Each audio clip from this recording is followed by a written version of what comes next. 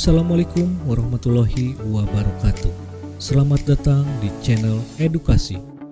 Pada video kali ini kita akan belajar mengenal dan memahami tentang teks laporan hasil observasi. Video ini ditujukan untuk siswa kelas 10 sebagai kompetensi awal pada materi pembelajaran teks laporan hasil observasi. Sebelum kita memulai pembelajarannya, jawab dulu pertanyaan berikut ini. Apakah pernah kalian melakukan pengamatan atau observasi? Saat kalian mengamati benda, peristiwa sosial, atau fenomena alam di sekitar kalian, itu sama halnya kalian sedang melakukan observasi. Lalu apa artinya observasi? Secara umum, observasi adalah suatu kegiatan yang dilakukan untuk mengamati suatu objek secara rinci dan detail. Objek yang menjadi bahan untuk observasi bisa berupa benda, bisa juga berupa hal yang abstrak, atau sesuatu yang tidak dapat dilihat dengan mata tetapi bisa dirasakan keberadaannya. Misalnya fenomena alam, pergeseran budaya, atau kondisi sosial yang terjadi di sekitar kita. Observasi bisa menjadi sebuah karya tulis jika dikemas dalam bentuk teks laporan hasil observasi. Pengertian teks laporan hasil observasi sendiri adalah sebuah teks yang memberikan informasi secara umum, rinci dan detail tentang suatu objek berdasarkan fakta dari hasil pengamatan secara langsung. Saat mempelajari materi ini, tentunya kalian akan bertanya, apa tujuan dari teks laporan hasil observasi?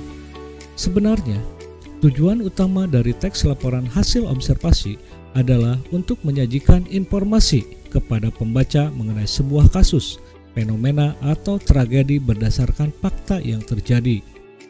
Teks laporan hasil observasi juga sering dijadikan media untuk mengajak atau berisi himbauan tentang sesuatu yang positif. Misalnya, laporan hasil observasi lingkungan yang mengamati tentang kebiasaan masyarakat membuang sampah sembarangan. Informasi yang disajikan tentu mengandung ajakan agar masyarakat tidak lagi membuang sampah sembarangan.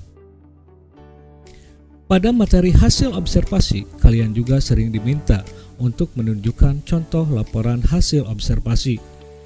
Agar kalian lebih paham, coba pause dulu videonya dan cermati contoh teks laporan hasil observasi berikut ini. Dari contoh sederhana ini, kalian tentu bisa membedakan laporan hasil observasi dengan teks biasa. Perbedaannya terletak dari ciri-ciri atau sifat teks laporan hasil observasi. Ciri-cirinya antara lain: 1. Faktual. Laporan hasil observasi harus disusun berdasarkan fakta atau berdasarkan keadaan sesungguhnya. Artinya, apa yang dilihat atau diamati sesuai dengan yang ada dalam laporan observasi tersebut. Yang kedua, objektif.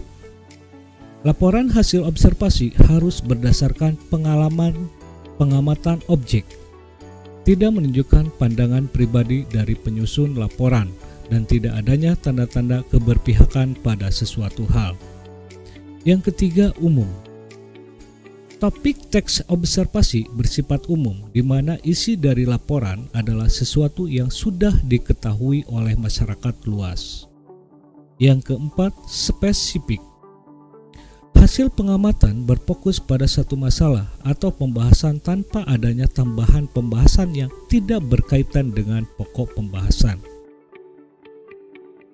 Selain ciri-ciri teks laporan hasil observasi, juga disusun berdasarkan struktur agar laporan observasi mudah dibaca dan dimengerti.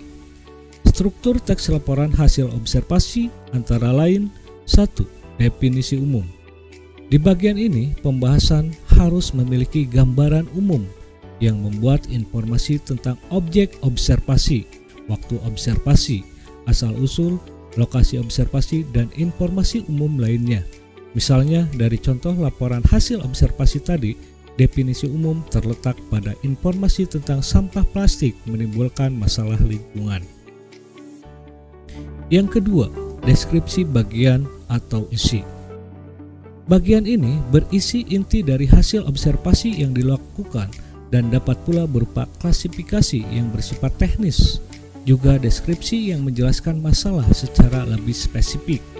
Misalnya, Jika kalian melakukan observasi tentang pencemaran sampah plastik, kalian bisa menunjukkan data yang lebih spesifik. Kalian bisa menggambarkan tampilan plastik yang mencemari lingkungan, zat-zat yang terurai, seperti apa tingkat pencemarannya, siapa yang terdampak, jenis apa yang paling banyak ditemukan, bahkan menunjukkan produsen pembuat plastik yang menimbulkan masalah pencemaran lingkungan. Yang ketiga, deskripsi manfaat. Bagian ini juga berfungsi sebagai penutup laporan. Penulis bisa menjelaskan tentang manfaat dari laporan yang dikerjakan, misalnya sebagai masukan kepada pemerintah atau dinas terkait agar segera mengatasi masalah yang terjadi, atau bagaimana cara pemanfaatan sampah agar menjadi benda yang berguna bagi manusia. Nah, itulah penjelasan singkat mengenai materi laporan hasil observasi yang bisa kalian jadikan referensi. Sekian video dari channel edukasi kali ini, mudah-mudahan bermanfaat. Wassalamualaikum warahmatullahi wabarakatuh.